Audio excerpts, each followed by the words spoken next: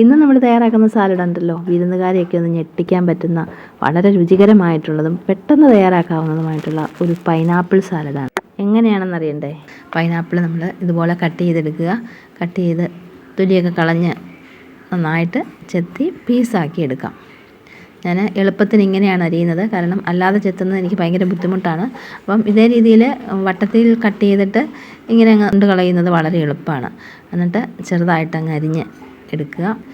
ഇതുപോലെ ഇത് കണ്ടില്ലേ, ഇങ്ങനെ ആക്കിയിട്ട് അതിലൊരു 1/4 ഭാഗത്തോളം നമുക്ക് മിക്സിയുടെ ജാറിലേക്ക് ഇട്ടിട്ട് ഒന്ന് അടിച്ചെടുക്കാം.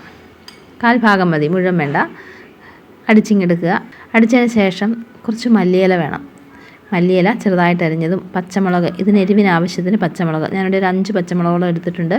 എരിവ് അല്പം ഉള്ളതാണ് ഇവിടെ എല്ലാവർക്കും ഇഷ്ടം, അതുകൊണ്ട് ഇത് രണ്ടും കട്ട് ചെയ്തെടുത്ത് വയ്ക്കുക. ഇനി ഒരു പാൻ എടുത്ത് വെച്ച് 1 സ്പൂൺ നെയ്യ് എടുക്കുക.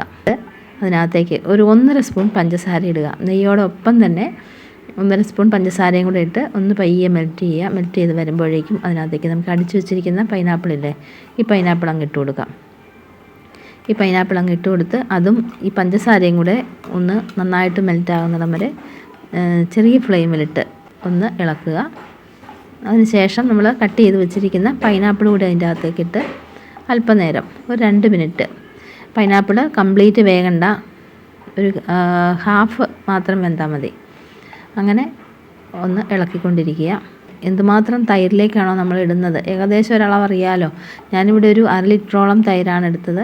തൈരിലേക്ക് അരിഞ്ഞു വെച്ചിരിക്കുന്ന പച്ചമുളകും മല്ലിയിലയും കൂടെ പച്ചയ്ക്ക് തന്നെ ഇടുക. നമ്മളിത് ചൂടാക്കുന്നില്ല, ഒന്നും ചെയ്യുന്നില്ല.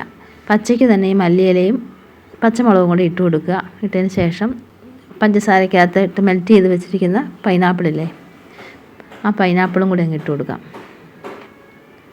പൈനാപ്പിളും കൂടി ഇട്ട് ജസ്റ്റ് ചെറുതായിട്ടൊന്ന് ഇളക്കുക. ഇനി ഇതിലേക്ക് ആവശ്യത്തിന് അല്പം മാത്രം ഉപ്പും കൂടെ ചേർത്ത് കൊടുക്കാം. ഉപ്പും മധുരവും എരിവും എല്ലാം കൂടെ ചേർന്ന് വരുന്ന ഒരു പ്രത്യേക കോമ്പിനേഷനാണ്. നല്ലൊരു ടേസ്റ്റാണ് ഇതിന്. ഇത് ഒരു പ്രാവശ്യമെങ്കിലും ഉണ്ടാക്കി കഴിച്ചിട്ടില്ലെങ്കിൽ ശരിക്കും ഒരു നഷ്ടം തന്നെയാണ്. ഇത് കൂടുതലായിട്ട് ഉപയോഗിക്കുന്നത് നമ്മൾ റൈസില്ലേ, ബിരിയാണി ചോറിൻ്റെ കൂടെ ഉപയോഗിക്കാം, അതുപോലെ വെള്ളച്ചോറിൻ്റെ കൂടെ ഉപയോഗിക്കാം. ഇല്ലെങ്കിൽ നമ്മൾ സാദാ ചോറിൻ്റെ കൂടെ ഉപയോഗിച്ചാലും നല്ലൊരു ടേസ്റ്റാണ്.